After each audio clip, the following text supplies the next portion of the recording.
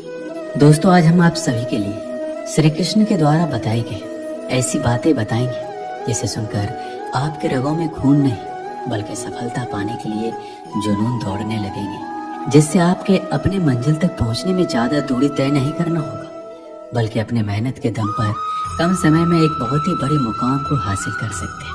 तो आइए जानते हैं श्री कृष्ण के उन बातों को जिससे हमारे अंदर में एक सफलता के प्रति उम्मीद की किरण को हमेशा जगाए रखेगा और हमारे जीवन में एक नई जिंदगी की शुरुआत करेंगे। श्री कृष्ण कहते हैं, अतीत का घाव एक गहरे घाव जैसा ही होता है, ठीक तो हो जाएगा पर निशान जरूर रह जाता है।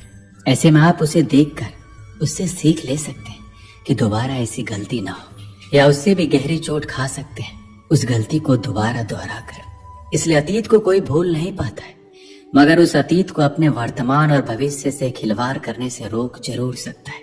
अगर बीते हुए कल के साथ अच्छी यादें जुड़ी हो तो इंसान उन्हें नहीं भुलाना चाहता बल्कि चाहता है कि वो दोबारा इन यादों को जिए, और कुछ बुरी यादें हो तो उन्हें वो भुलाना चाहता है।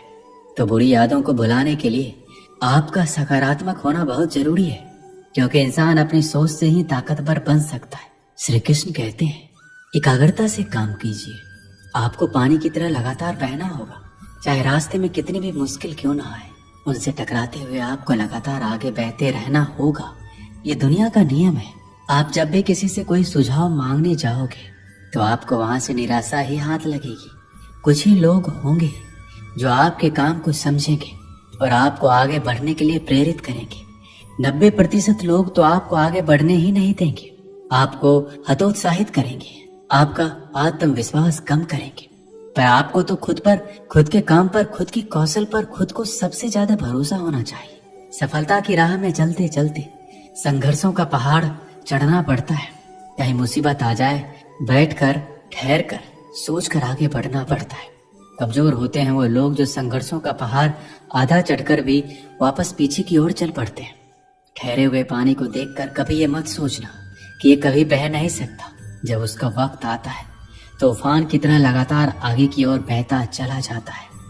ठीक उसी प्रकार जब कभी हिम्मत टूटने लगे तो थोड़ा ठहर जाना, थोड़ा सा सोचना, फिर अपने दिमाग का इस्तेमाल करके आगे बढ़ना।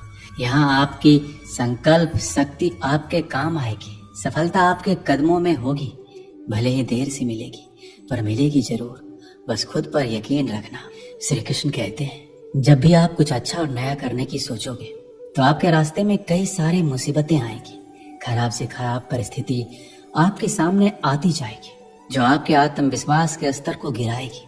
इस परिस्थिति में आपके क्यों और कैसे, ये दो शब्द आपको ताकत देंगे, आपका शक्ति बढ़ाएगा, आपको मानसिक रूप से ताकतवर बनाएगा, हर परिस्थिति से लड़ने और करने की ताकत देगा।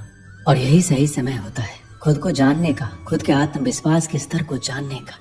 इस विकट परिस्थिति में या तो इंसान पूरी तरह से टूट जाता है, या अपना मार्ग बदल लेता है, या फिर अपनी सफलता का ख्वाब अधूरा छोड़ देता है।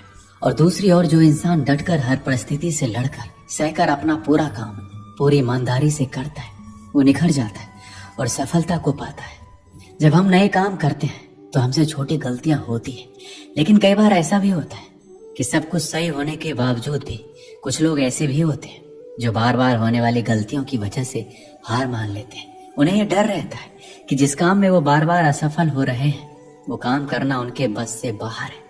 लेकिन जो लोग अपनी गलतियों से सीखना जानते हैं वो कभी हार नहीं मानते। अगर हम कुछ नया सोच सकते हैं तो हम उसे कर भी सकते हैं, लेकिन उसके लिए हमें अपने आप पर पूरा भरोसा होना चाहिए। हम अक्सर अपनी नाकामयाबी का मुख्य कारण दूसरों को मानते हैं। अपने जीवन में पीछे मुड़कर देखिए, आपको क्या क्या नहीं मिला, उनके कारणों को जानिए। अगर आप किसी दूसरों को कारण ठहराएंगे तो उसमें उलझ जाएंगे, ठीक से ये नहीं देख पाएंगे कि आपने क्या क्या गलतियां की। अगर पास्ट में आपने किसी और को अपनी जिम्मेदारियां उठाने दी तो उसकी भी कुछ न कुछ वजह रही होगी, और जब ये बात आपके समझ में आ जाए तो उसी वक्त से अपनी जिम्मेदारियों का बोझ खुद से उठाना शुरू कर दें। दोस्तों, इस वीडियो में बस इतना ही। मिलते हैं अगले वीडियो में। अपना ख्याल रखिएगा। जय श्री कृष्ण।